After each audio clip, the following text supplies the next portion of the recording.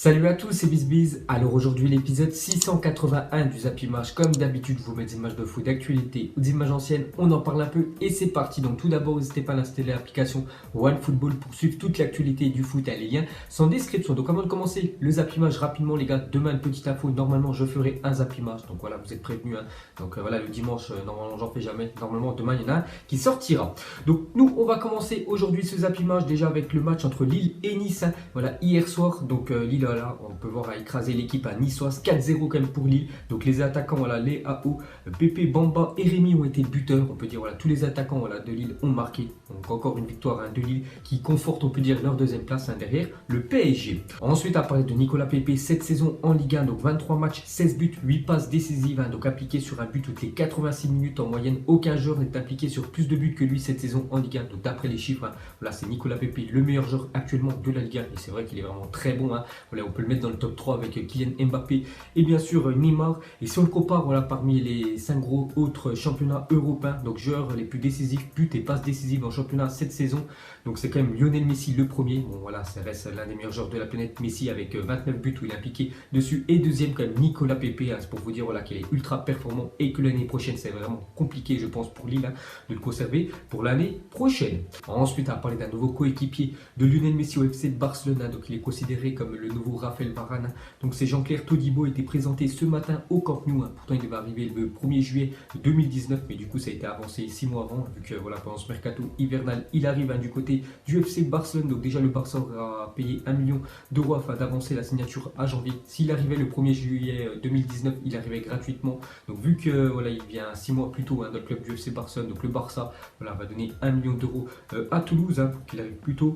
Donc on continue avec lui, donc officiel, la clause libératoire de Todibo est de 150 millions d'euros. On sait qu'en Espagne ils peuvent mettre des clauses libératoires. Donc je sais que Frenkie de Jong, je crois que c'était plus de 400 millions d'euros. Et Todibo, le nouveau défenseur du Barça, c'est plus de 150 millions d'euros. Si un club est intéressé par lui.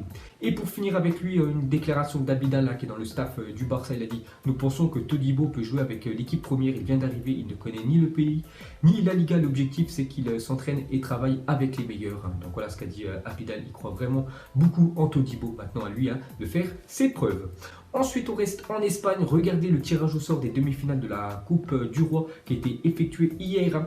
Donc déjà, il y aura une affiche, ça sera Betis Séville contre Valence et surtout le Real Madrid qui jouera contre le Barça, le classico quand même espagnol, voilà, en double confrontation dans cette Copa del Rey. Ensuite, on peut voir qu'il y aura quand même 3 classicos en moins d'un mois. Donc déjà, le 6 février, donc mercredi prochain, les gars, premier match de la Coupe du Roi. Donc ça sera Barça-Real au Camp Nou.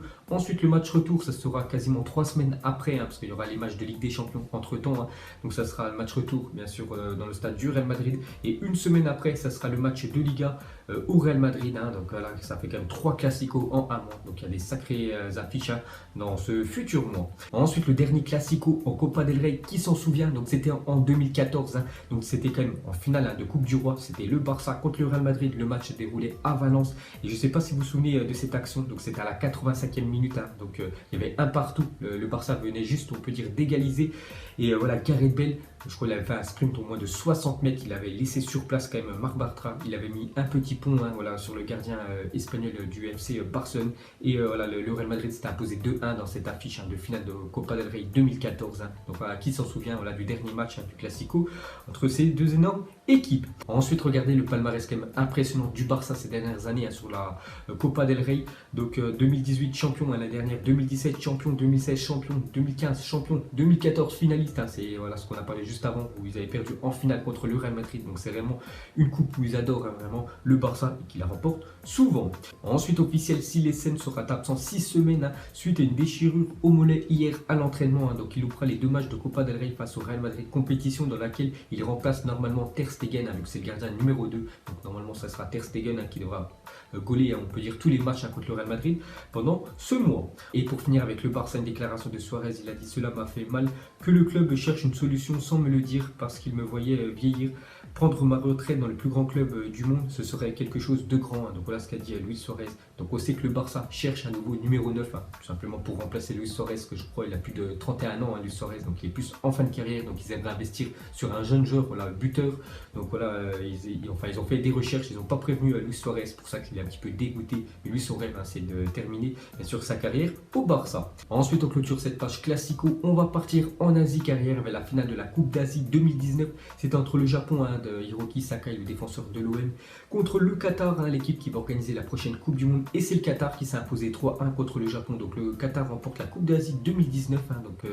Donc le Qatar remporte pour la première fois de son histoire la Coupe d'Asie. Donc c'est très bien pour préparer, on peut dire, leur Coupe du Monde 2022 de remporter un gros événement qui est la Coupe d'Asie.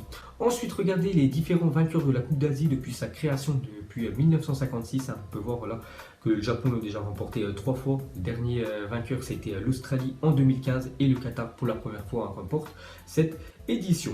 Et pour finir sur cette compétition, on va parler de Xavi, ancien joueur du FC Barcelone avant le début de l'Asian Cup 2019. Donc l'ancien milieu du Barça l'avait prédit, donc il avait prédit une victoire du Qatar et ça s'est réalisé hier.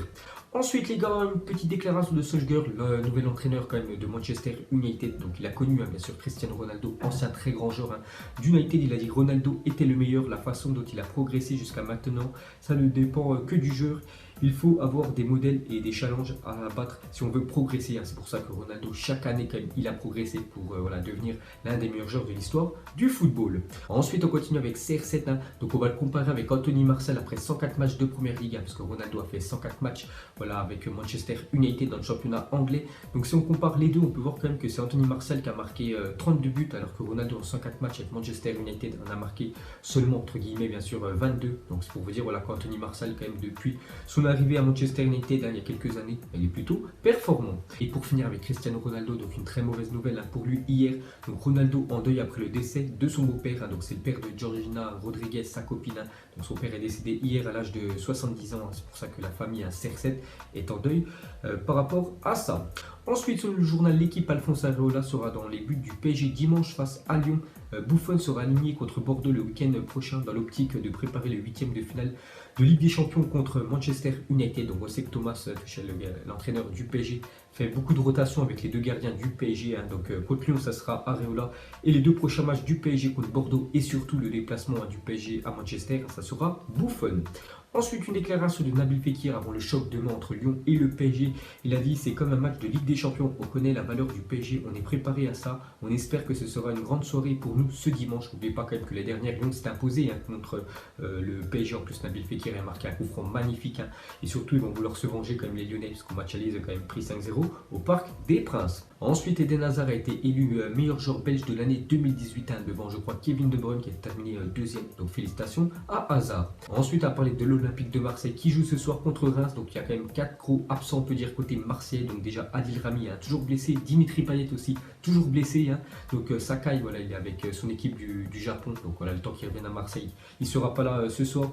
Et Florent Thauvin suspendu 2 matchs à cause de son tacle la semaine dernière. Donc 4 joueurs importants quand même de Marseille ne seront pas là ce soir.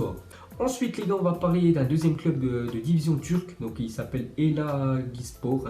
Donc a vu son interdiction de recrutement levée 2 heures avant la fin du mercato. Donc à 22 h, il pouvait enfin recruter ce club qui était interdit de recruter avant. Donc avec 12 achats et 10 prêts, le club a recruté 22 joueurs en l'espace de 2 heures. Donc ils n'ont pas perdu de temps. Donc dès qu'ils ont pu recruter avant la fin du mercato vers minuit, donc à 22 h, ils pouvaient. Donc à l'espace de 2 heures, ils ont quand même recruté plus de 22 joueurs cette équipe de deuxième division de Turquie.